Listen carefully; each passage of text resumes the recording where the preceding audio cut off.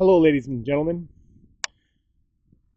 If you're 45 or older, talk to your doctor, schedule a colonoscopy, and if you're growing anywhere in Minnesota, especially central Minnesota, it is the middle of June, and the ladybug army is in full force. I was composting my rose bushes today, and I saw a familiar friend.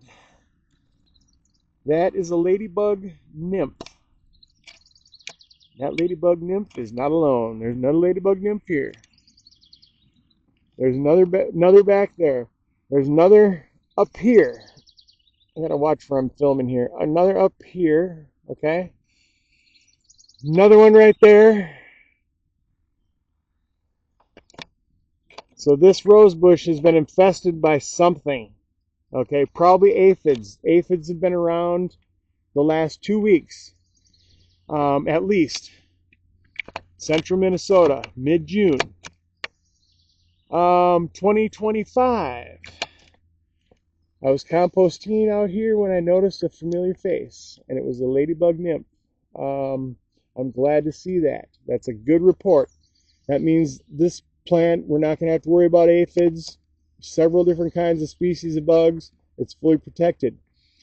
If I do not see any where I need to see them in other spots, I will transport some of these.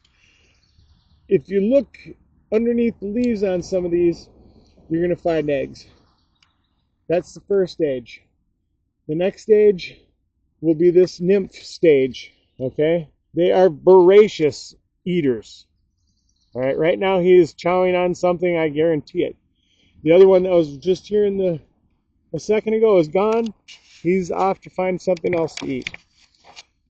The next stage, these things will climb up on top of the leaf, fasten their face to the top of the leaf, and then that's how they're going to regulate their temperature while they pupate or whatever. While they basically morph into ladybugs, okay? And they're going to raise themselves up when it's hot and lower themselves down when it's cold, and then that'll regulate the heat. They dissipate heat when they're up like this, because I used to see them. When it was really hot, they'd be pointed up in the air, you know, like this. And when it's cold, they'd be pointing down. But this is their face sticking in the leaf.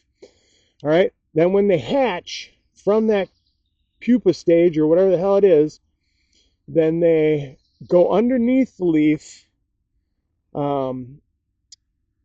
underneath their old carcass from up here, because that carcass actually protects them with the leaf from the sun rays while their new shell, their regular ladybug shell, hardens.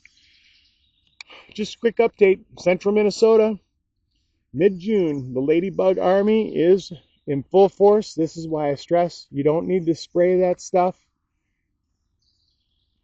And you know, it may be a little harder to get away. If you're inside, go ahead and do whatever you're doing. But outside, if you see bugs on the stuff, just leave them alone.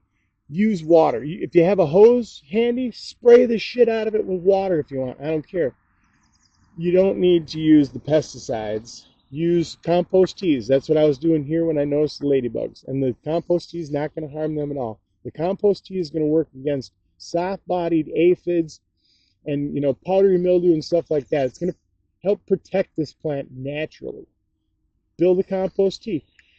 You know, they don't stink too bad. If you're using fermented plant juices, depending on the compost tea, it may stink a little bit because you're using fish. It works amazing. Thanks everybody for watching. Adios.